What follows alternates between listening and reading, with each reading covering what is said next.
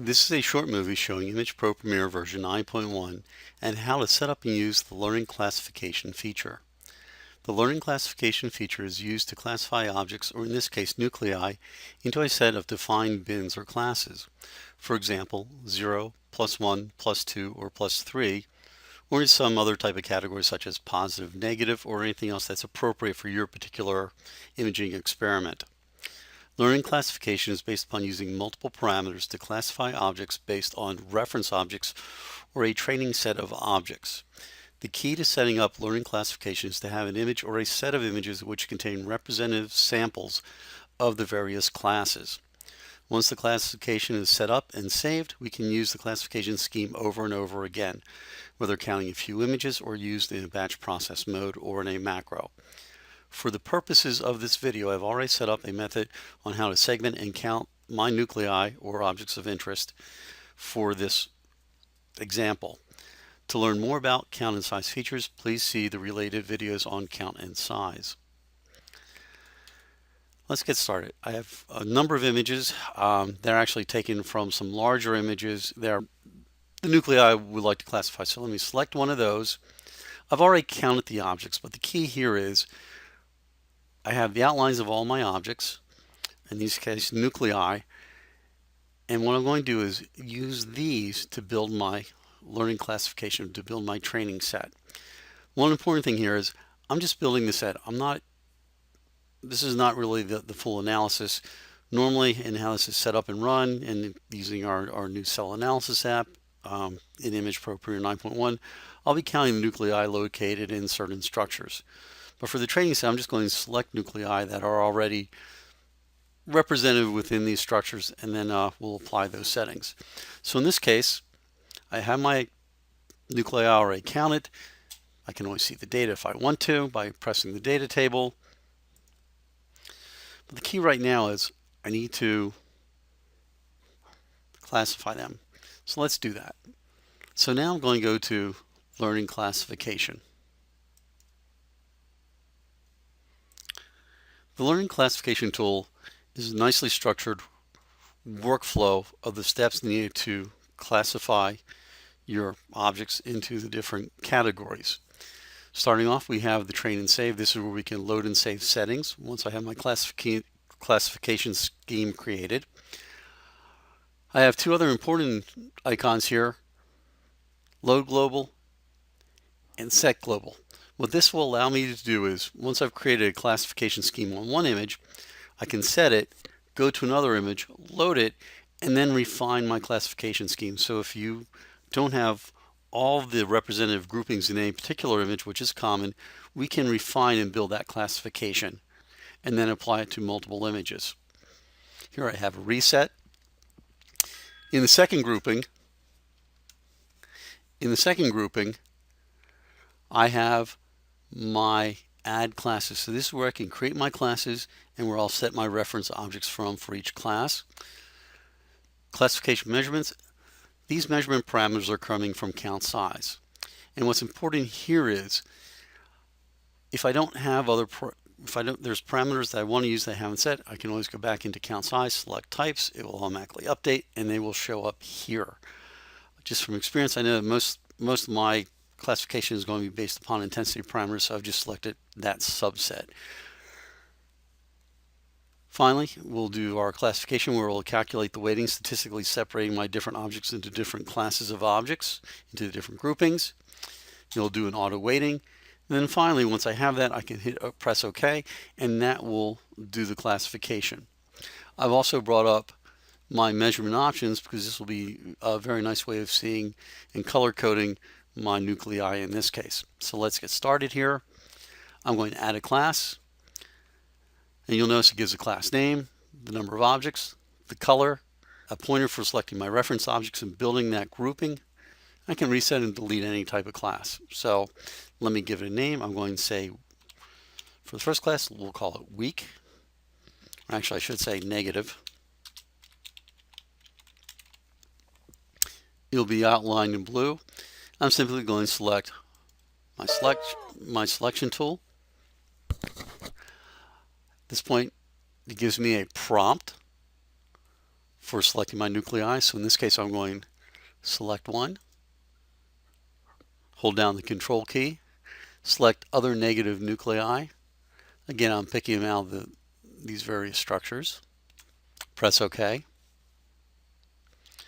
You notice for that class, it's called negative. I have 6. I can add another class. In this case, I'm going to call weak positive.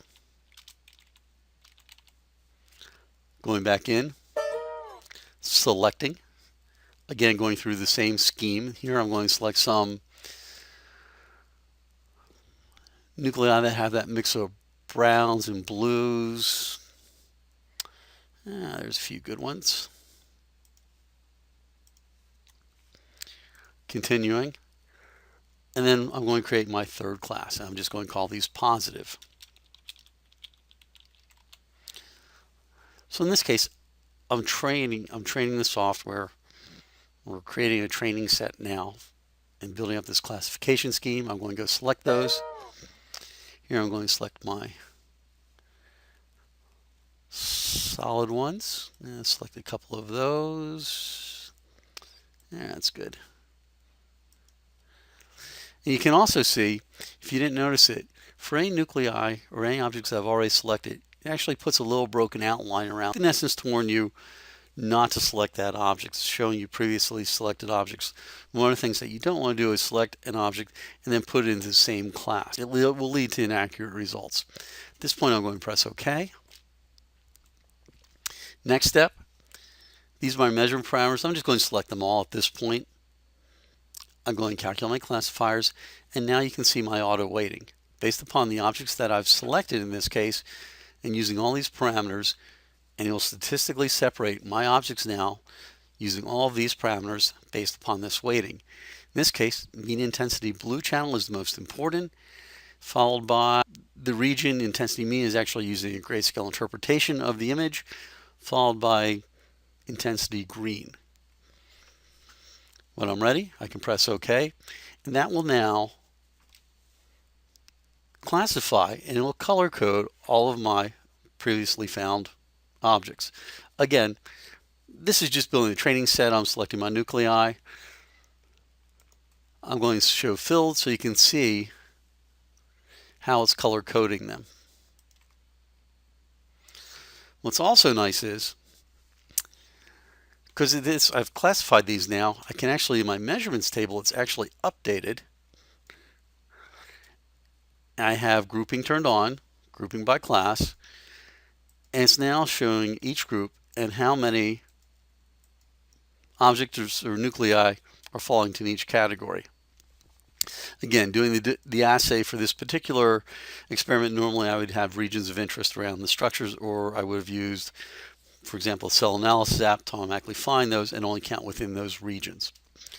Now, the next part is, once I've created that, I can go set global. As you can see by the directions in the tooltips, I now want to use this on multiple images so I can refine this or apply it to other images. So I'm going to close it, go to another image. In this case, I'm going to load global. It's showing you that the number of reference objects for each class, the current weighting, and now I can go in and refine it. I can select one class, all classes, and let's do the same thing. I'm just going to select my negatives, press OK, and what you'll notice is it's added more objects to that. So when I recalculate this, in essence, it's going to take that new information into account. So what you'll see is I now have my native class. It's added the next set of reference objects, and with this, when I recalculate, in essence, it'll bring that information into account in doing the classification scheme. If I want to add some more positives, I can simply, again, going through the same scheme. If I make a mistake, I can continue. I can always select and delete it afterwards. Let's pick another one or two here. That's good. Press OK. And calculate classifiers. It updates the weighting. It's now refined it. I can press OK, and it will now update the classification scheme. Again, turning on and off filled. You can see how well it's doing. Again, I can come back, refine, work on the same image, keep doing this until I'm happy with my classification scheme. The next step is I want to save this. So what I'm going to do is press the save button. I'm just going to give it a name. I want to save it. And so just for example, if I want to clear all this out, delete all this, reset all this, just to show how this works, I can delete these, close these images off, in essence starting fresh. Let's close this one too. I can now go to another image. There we go. Call it my learning classification. I must have had some objects on this one from before. I can load my classification. At this point, I've just reloaded my classification, so it's showing me I have no reference objects on this image and showing me the number of reference objects from the other images that have built in this training set, this classification. At this point, I can press OK. It will update the classification scheme. As you can see, as I turn these on and off, how well it's done. Again, I can use these settings in a macro, in batch processing, analyzing just a few images in the data table, just to expand that out a little bit. Depending on what it counts in any particular image, if those objects exist, they will show up here. And then I can also do there we go, scroll that up.